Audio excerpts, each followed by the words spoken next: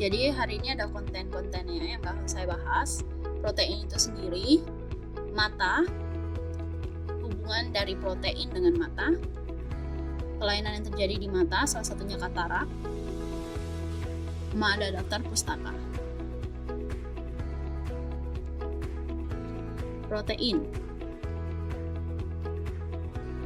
Protein berasal dari kata proteus yang artinya pertama dan penting, yang fungsinya peranannya penting dalam organisme hidup. Dia itu bentuknya adalah dari polimer dari monomer asam amino yang diikat dengan ikatan peptida. Jadi bentuk sederhananya asam amino seperti ada di gambar. Ini beberapa sumber dari protein itu, ada yang dari nabati sama ada yang dari hewani. Protein itu kita butuh 30-60 gram sehari, di mana dia itu terus diperbarui melalui proses pertukaran protein. Jadi dari protein dipecah jadi asam amino bebas, kemudian dari asam amino bebas itu dipecah lagi jadi digabungkan lagi menjadi protein, di mana kurang lebih cuma 1-2% yang mengalami penguraian setiap harinya, dan 75-80% itu digunakan kembali. Fungsi protein yang utama itu adalah sebagai sumber energi. Yang lainnya itu adalah sebagai biokatalis dalam bentuk enzim, protein yang dalam bentuk enzim. Terus ada transport, itu adalah proteinnya adalah contohnya adalah hemoglobin. Reseptor itu adalah sebagai penerima pesan biologis. Dia juga ada pembawa pesan biologis. Dia struktural, di mana dia menjadi pembangun jaringan. Pelindung dalam bentuk saliva dan lendir. Untuk pertahanan tubuh itu dalam bentuk antibodi. Sedangkan dia ada fungsi integrasi lain-lainnya dari fungsi-fungsi yang ada di atas. Mata. Mata itu namanya fotoreseptor. Itu adalah reseptor untuk menangkap rangsang cahaya, di mana ada di tengkorak dengan 3 pasang otot penggerak bola mata.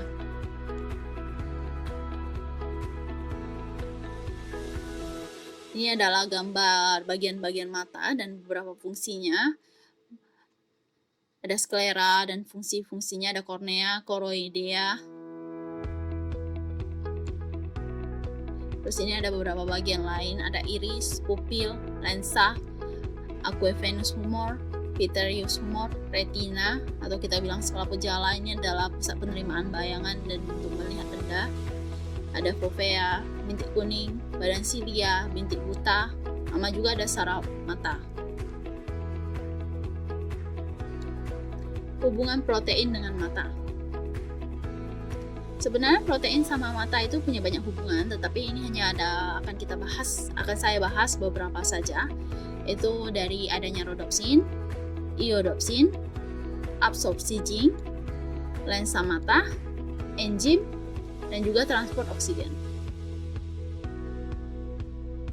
Rodopsin adalah salah satu pigmen di sel fotoreseptor dari organ retina yang bertanggung jawab terhadap persepsi cahaya, di mana diketahui bahwa satu molekul rodopsin itu tersusun dari satu protein yang namanya skotopsin dan retinal. Jadi rodopsin ini masuk keluarga reseptor protein berpasangan G dan sangat sensitif terhadap cahaya, yang mampu menangkap cahaya yang rendah dan bayangan yang terbentuk atau terpersepsi hitam putih. Sedangkan ini adalah iodopsin, di mana kita bilang sel kerucut, itu juga adalah protein sel fotoreseptor yang terdapat di sel kerucut pada retina, di mana sebagai dasar dari penglihatan warna. Dia analognya mirip sama rodopsin. Terus dia jenis protein yang ada di iodopsin itu namanya fotosin. Ini adalah gambar kurang lebih lapisan sel-sel di dan vaskularisasi retina. Lensa mata. Lensa mata itu komponen vital dari mata yang berfungsi memfokuskan cahaya sehingga tepat jatuh di retina. Jadi kalau kalau bendanya jauh, ya kan, biar bayangannya jatuh ke retina, itu maka otot lensa mata akan berelaksasi. Sedangkan kalau benda itu dekat, ya kan, biar bayangan jatuh tepat di retina, maka otot lensa mata akan berkontraksi.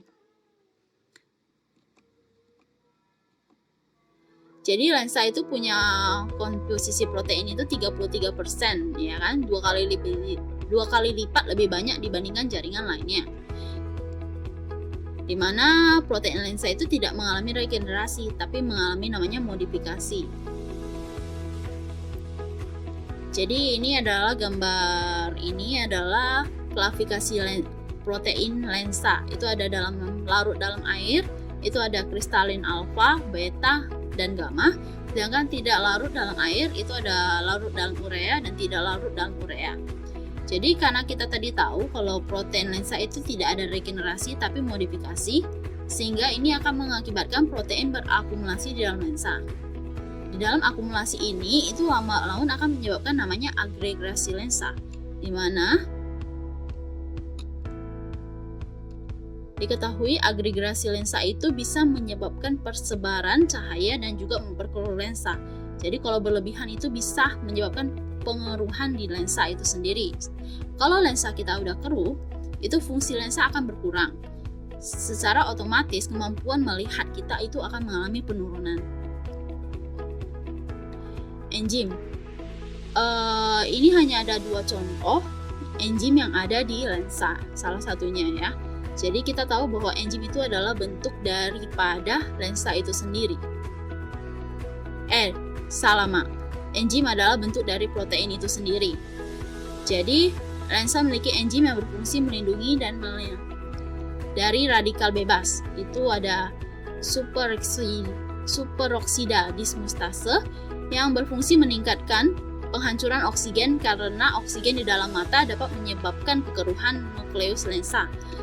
Ada juga glutathione peroksidase yang berfungsi mengumpulkan radikal bebas dan memberikan proteksi dengan mencegah oksidasi dari komponen sitoplasma lensa. Transport oksigen. Salah satu bentuk protein yang berfungsi sebagai pengangkut adalah hemoglobin. Di mana kalau mengangkut oksigen itu namanya oksihemoglobin, kalau mengangkut karbon monoksida itu namanya karboksihemoglobin, sedangkan ada juga yang mengangkut lipida itu namanya lipoprotein plasma. Jadi kalau mata itu mengalami kekurangan oksigen itu bisa mengalami kemerahan, terasa perih, ya kan? Terus yang parahnya ada juga kekeringan mata permanen, ada juga bisa mengalami keratokonus. Jadi makanya oksigen itu sangat dibutuhkan di mata. Makanya protein yang berbentuk hemoglobin itu sangat penting. Zinc atau seng.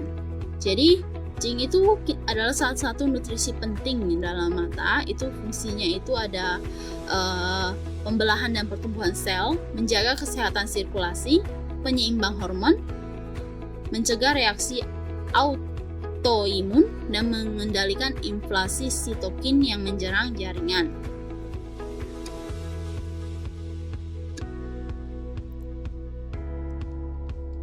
Jadi mengalami dari beberapa penelitian dinyatakan bahwa absorpsi protein itu penting dan berpengaruh dalam absorpsi seng atau zinc. Jadi dikatakan bahwa protein adalah senyawa kompleks yang berkaitan dengan seng di dalam metabolisme tubuh, di mana transportasi dari zinc itu dan dia protein berperan dan juga berperan juga dalam sebagai ligan untuk meningkatkan penyerapan seng. Jadi beberapa hasil penelitian menunjukkan bahwa penyerapan seng meningkat secara linear dengan meningkatnya jumlah protein. Jenis protein yang dimakan juga mempengaruhi bioavailabilitas daripada seng itu sendiri.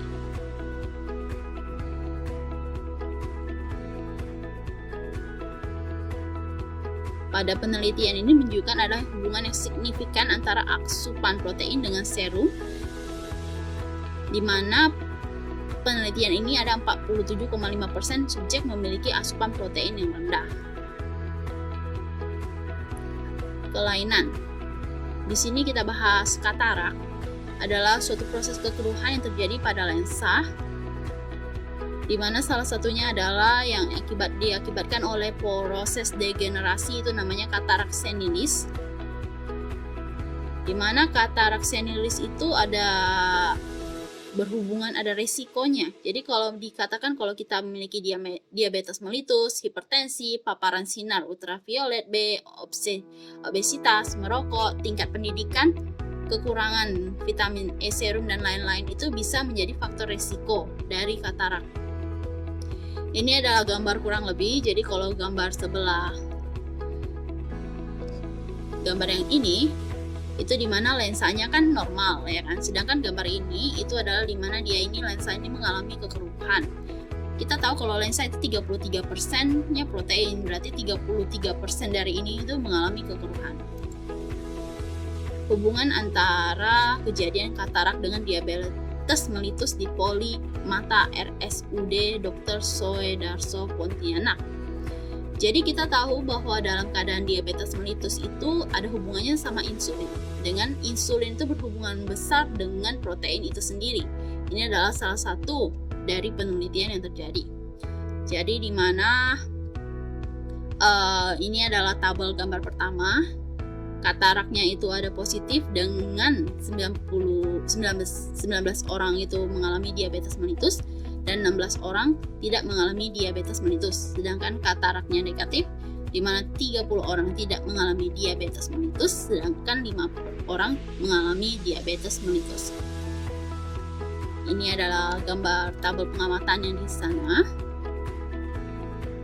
Nah, dari hasil tabel tadi itu diperoleh nilai P itu 0,033 sehingga nilai P 0,05. kurang daripada 0,05, menunjukkan bahwa korelasi yang bermakna secara statistis antara riwayat diabetes mellitus dengan kejadian katarak. Selain itu, nilai R dari hasil uji korelasi lambda adalah 0,400 yang menunjukkan kekuatan korelasi sedang antara riwayat diabetes mellitus dengan kejadian katarak. Dengan nilai odds ratio dengan nilai interval kepercayaan 95% dan didapatkan nilai odds ratio 7,125 yang berarti menunjukkan bahwa diabetes mellitus merupakan faktor risiko timbulnya katarak. Kesimpulan dari penelitian ini adalah kejadian ini adalah penderita diabetes mellitus beresiko 7 kali lebih besar untuk menderita katarak dibandingkan penderita non-diabetes mellitus.